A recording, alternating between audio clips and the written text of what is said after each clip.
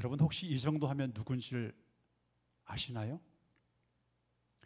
작년 6월 12일 날 딱 1년 전에 하나님의 부름을 받았던 사람입니다. 정문술이라고 하시는 분 여러분 아십니까? 책에 보면 믿음으로 성공한 이 시대의 사람들, 박수 씨 혹시 좀 여기에 믿음으로 성공한 이 시대의 사람들에 대해서 12분 그리스도인들, 하나님을 만난 사람들의 그 삶을 조명한 그런 책이 있는데 두 번째로 소개된 사람이 바로 이분입니다. 여기에는 이제 이명박 대통령도 있고 돌아가신 황수환 박사님도 계신데요. 12분 중에 당당히 두 번째로 소개된 이분의 삶을 보면은요, 이분은 20대에 중앙정보부 요원으로 특채로 뽑힙니다. 43살 되던 해에 전두환 대통령의 신군부가 들어서면서 하루아침에 직장을 잃게 돼요. 46살 때에 그는 자신이 가지고 있는 모든 돈을 투자해서 한 동업자와 만나서 회사를 경영하게 됩니다. 그런데 쫄딱 망합니다. 한 번 더 기회를 가지고자 지인들을 통하여 돈을 빌리고 손대면 되지 아니할 사채를 끌어모아서 다시 한번 두 번째 사업을 시작을 했습니다. 하지만 여지없이 망하게 됩니다. 당시에 18억이라고 하는 어마어마한 빚을 지면서 사업을 망하게 되는데요, 이분은 그 이후로부터 살 소망이 끊겼습니다. 이제 죽을 수밖에 없는 이유가 있겠다, 이런 생각을 가지고 그는 아내와 상의합니다.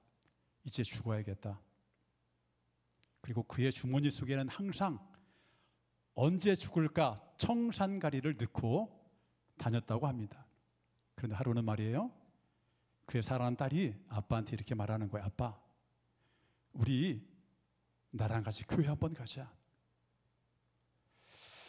사랑하는 딸의 그 마지막 부탁일지도 모르는데 그거라도 한번 들어주고 죽어야되겠다, 그런 마음으로 교회를 갔답니다.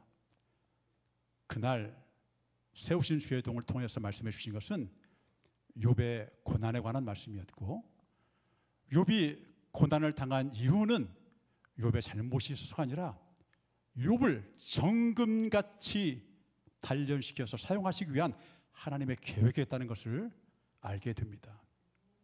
고난은 축복이라고 하는 그 말이 가슴에 깊은 울림으로 자라게 됩니다.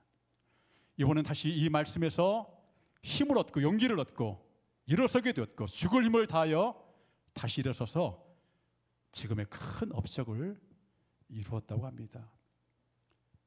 딱 1년 전에 그분의 삶을 하나님께서 부르셨죠. 2024년 6월 12일, 1년 됐죠. 오늘 우리가 읽었던 이 본문의 말씀도 같은 내용의 말씀입니다. 사실 제가 본문이 너무 길기 때문에 20절로 23절 말씀만 읽었지만 사실은 오늘 20장 1절로부터 23절까지는 같은 한 사건의 내용을 다루고 있는 내용입니다. 여러분 1절 말씀을 한번 보겠습니까? 1절 띄워주시겠습니까?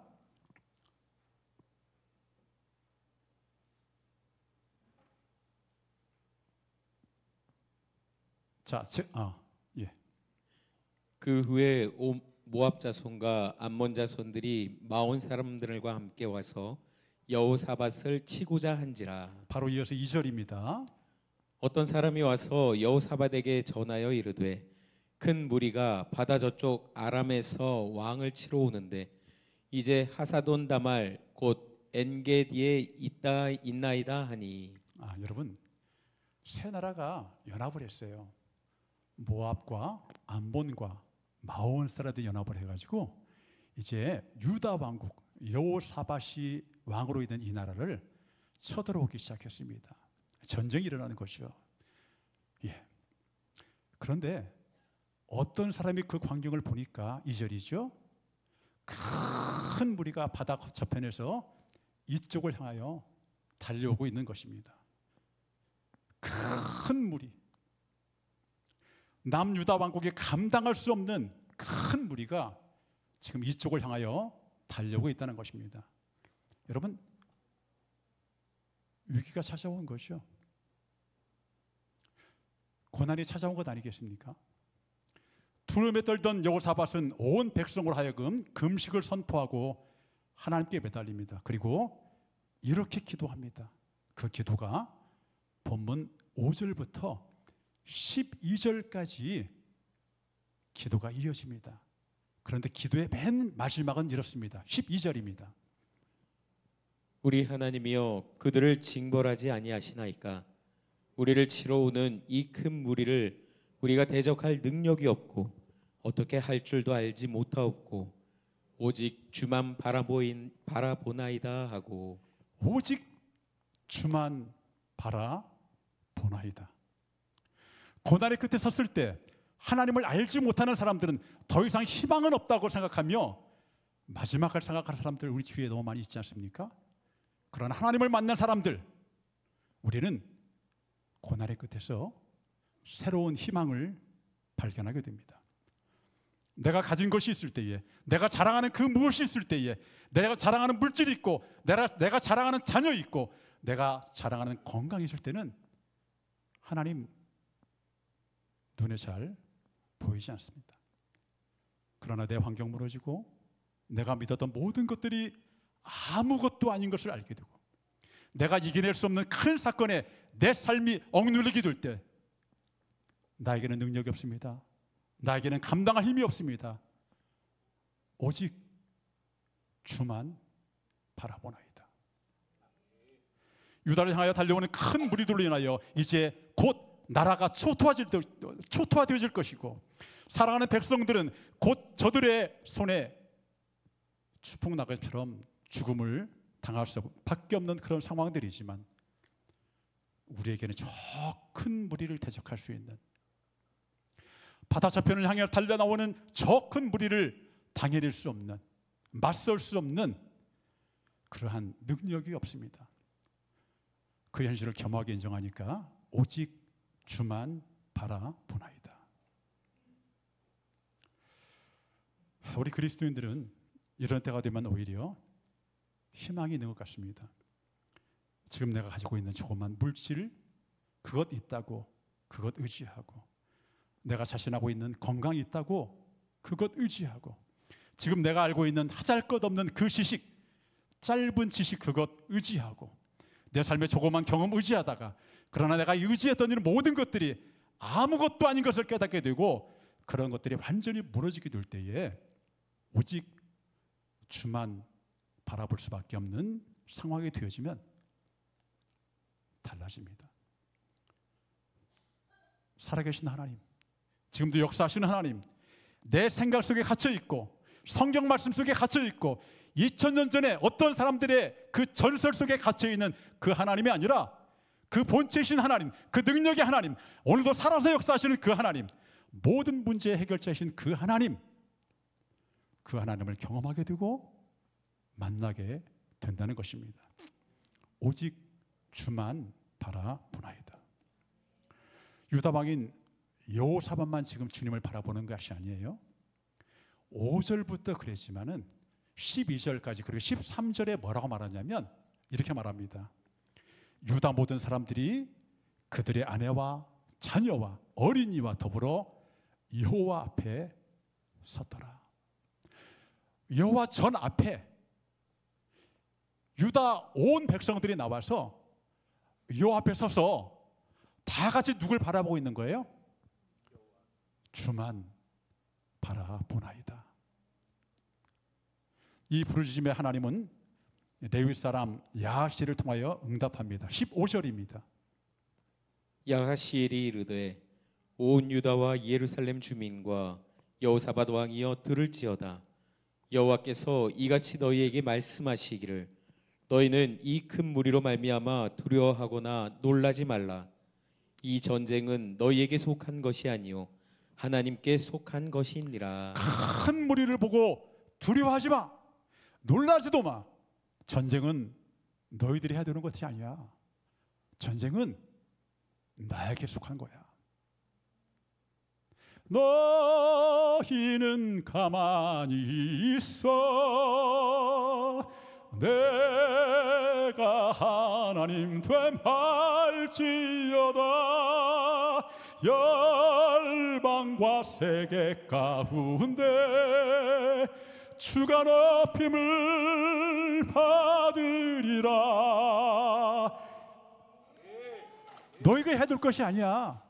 너희의 싸움이 아니야. 그것은, 그 전쟁은 너희가 다툴 문제가 아니야. 너희는 지금 주만 바라보고 있지 않니? 이제 내가 할 거야.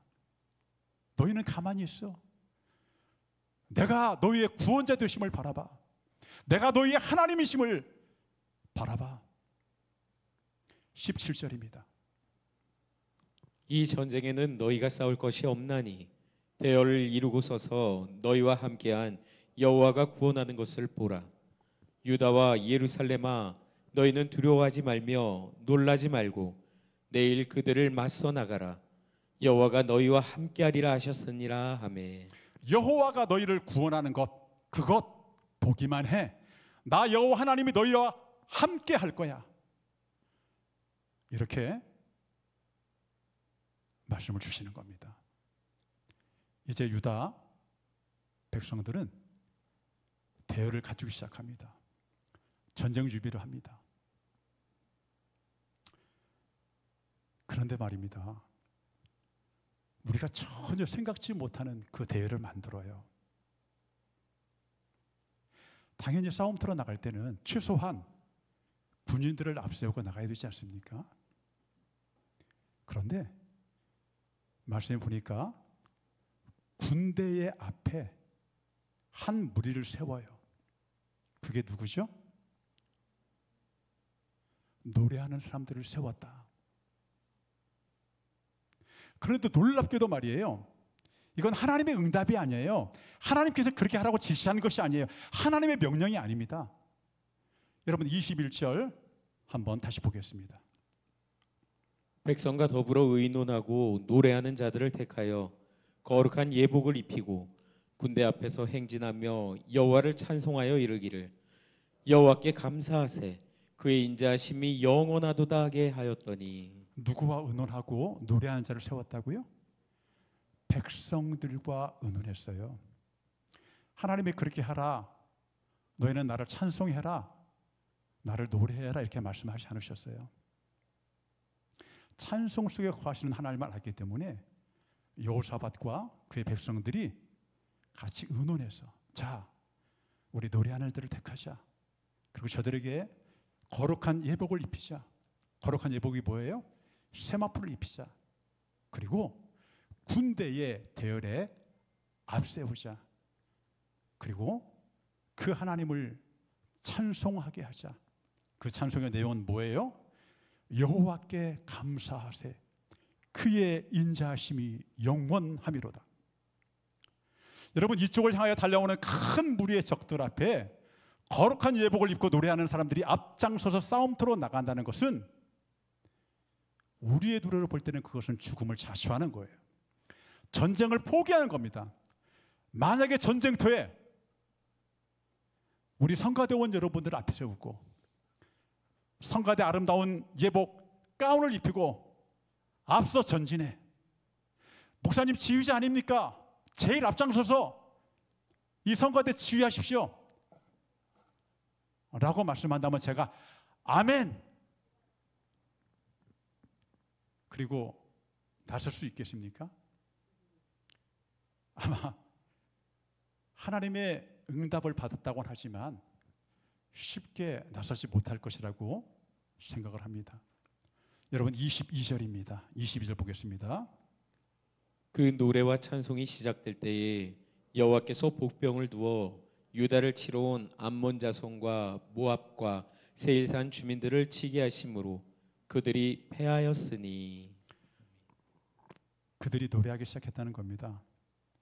그들이 찬송하기 시작했다, 이렇게 말씀하고 있습니다.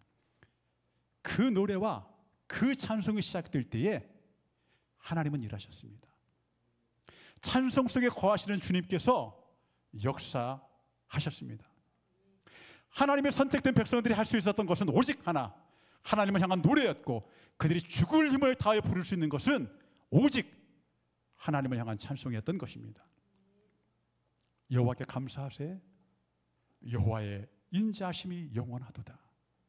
순수하게 하나님만을 바라보면서 감사하신 하나님, 인자하신 하나님을 찬송했던 것입니다. 단순한 가사일지 모르지만 그들의 입술을 통하여 드려진 찬양은 뜨거운 믿음의 고백이었고 감동과 감격의 찬송이었을 것이라고 저는 생각을 합니다. 왜 그렇습니까? 어쩌면 저들에게 있어서 마지막 호흡으로, 마지막으로 찬송하는 것이라고 누가 단언할 수 있겠습니까? 저는 가끔 우리 엘찬양교회 성가대도 이런 감사와 감격의 찬양이 있어지기를 소망합니다. 제가 오늘도 그 말씀 드렸는데요, 우리 마지막이라고 하는 그런 마음을 가지고 찬양하자. 찬양의 열기로 예루살렘 성전의 그 모습처럼 여호와의 전에 구름이 가득해서 여호와의 임재가 나타나는 그러한 찬양, 물론 회중 찬양도 굉장히 중요하지만 우리가 찬미의 제물을 준비하는 우리가 그런 찬양의 제물을 준비해보자. 감사와 감격이 있고 또 그 감사와 감격이 온 회중들에게 같이 전파되어지는 그러한 찬양 우리 한번 하자. 우리의 신앙 고백이 되어지는 그냥 찬양 한번 하자. 아시다시피 우리 성가대원들은요, 평균 연령이 굉장히 높습니다. 거의 제 또래와 제 또래 이상의 분들로 구성되어 있습니다. 외우는지 제가 잘 모르겠지만 아마 우리가 하나님 앞에 설 날이 다른 분들에 비해서 좀 평균적으로 좀 빠르다 이런 생각이 좀 들죠. 언제 우리가 이 자리를 내려놓고 다음 세대에게 물려줄 날이 올지 몰라요. 어쩌면 오늘 우리가 드리는 찬송이 우리의 마지막 호흡으로 드리는 찬송이 될지도 모릅니다. 매주 드려지는 찬송이 마지막이라는 마음으로 드려진다면 그것은 감동일 수밖에 없고 그것은 은혜일 수밖에 없는 것입니다. 저는 예전에 제가 있었던 교회에 그 전에 성가대로 섬겼던 분인데 노경석이 오셨어요. 우리가 성가대 할 때마다 바라보고 같이 눈물로 찬양해요. 그냥 눈물 흘려요. 전 처음에 잘 몰랐어요. 나중에 만나서 물어봤어요. 그랬더니 아시는 분이 그런 말씀 하시더라고요. 옛날 성가대원이었는데 정말 찬양하고 싶은데 찬양할 수 없기 때문에 눈물을 흘리는 것이라고 말씀해 주셨어요. 우리 엘천학교 예배 찬양도 이런 뜨거운 믿음의 고백으로 드려지는 찬송이 있을지기를 저는 소망합니다. 그 노래와 찬송이 시작될 때 하나님이 일하셨습니다. 여러분, 사도행전 16장 우리가 잘 아는 내용이 여기 기록되어 있죠. 바울과 실라가 빌립보에서 전도했어요. 어느 날 귀신 들린 여자 한 아이를 만나게 되었고 그 귀신을 쫓아주었는데 그것으로 인하여 빌립보 감옥에 들어가게 되었어요. 발에 착고에 매이쳐 심한 매를 맞았고 감옥 깊은 곳에 저들이 들어가 있었지만 한밤중에 저들은 기도하고 찬송했다. 심한 매를 맞았다. 발에 착고를 메었다. 아마 신음소리이지 않았을까? 그런데 성경은 그렇게 말씀하고 있지 않아요. 죄수들의 귓가에 크고 선명하게 들릴 수 있는 큰 소리로 기도하고 큰 소리로 하나님을 찬송했습니다. 사도행전 16장 25절입니다. 한밤중에 바울과 실라가 기도하고 하나님을 찬송하며 죄수들이 듣더라. 아멘. 기도 중에 찬송 중에 하나님은 일하셨습니다. 옥문이 열렸습니다. 여러분, 옥문 열렸나요? 구원의 문 열리지 않았습니까? 간수와 그의 가족들까지 구원하는 놀라운 구원의 문까지 하나님 덤으로 열어주셨습니다. 기도하고 찬송했을 때 시편 51편은 다윗이 사울에게 쫓기면서 아둘람 동굴에서 쓴 시라고 말합니다. 6절에서 다윗은 이렇게 고백합니다. 그들이 내 걸음을 막으려고 그물을 준비하였으니 내 영혼이 억울하도다. 그들이 내 앞에 웅덩이를 팠으나 자기들이 그 중에 빠졌도다. 그들이 다윗을 잡아 죽이려고 그물을 치고 웅덩이를 팠지만 그 그물에 걸리고 그 웅덩이에 빠진 것은 다윗이 아니라 그 웅덩이를 팠던, 그 함정을 팠던 그 사람들이 그 웅덩이에 빠진 것입니다. 그 다음 7절은 다윗의 고백의 정수, 진국을 보여줍니다. 7절입니다. 하나님이여, 내 마음이 확정되었고 내 마음이 확정되었사오니 내가 노래하고 내가 찬송하리이다. 쫓기고 있어요. 그냥 쫓기는 것이 아니에요. 아둘람 동굴에 갔을 때는요, 자기 목숨 살기 위해서 미친 척하고 미친 사람 흉내를 내면서 아둘람 동굴로 피신해 있었던 거예요. 뭐 하기 위해서? 살기 위해서. 고통 가운데 있었어요. 잡히면 죽을 수밖에 없는 그런 환경이 있었어요. 그런데 말입니다, 그가 거기에서 그 아둘람 동굴에서 뭐라고 고백하냐면, 내 마음이 확정되고 확정되었사오니 내가 노래하고 찬송하리이다. 여러분, 큰 문제 앞에 두고 있습니까? 여러분 삶에 고통이 찾아왔습니까? 다윗처럼, 여호사밧처럼 믿었던 모든 것들이, 물질이, 자녀가, 건강이, 사업이 내가 감당할 수 없는 큰 고통 속에 있습니까?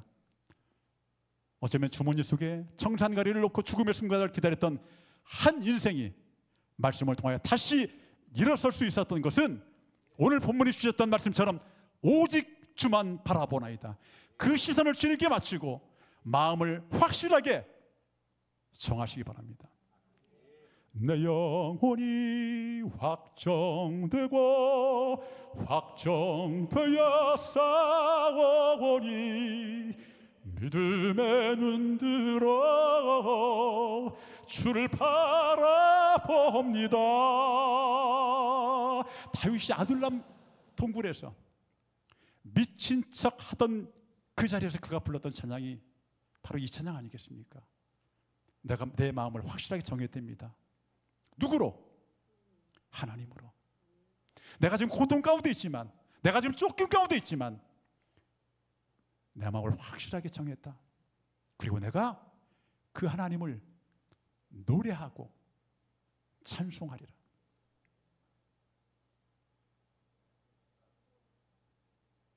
하나님을 노래하고 찬송함으로 찬송 가운데 임하시는 하나님을 삶의 끝자리에서도 여러분 만나시길 원하시고, 살아가는 순간순간마다도 그 하나님을 경험하시고 만나시는 저와 여러분의 삶이 되시기를 주님의 이름으로 축원합니다.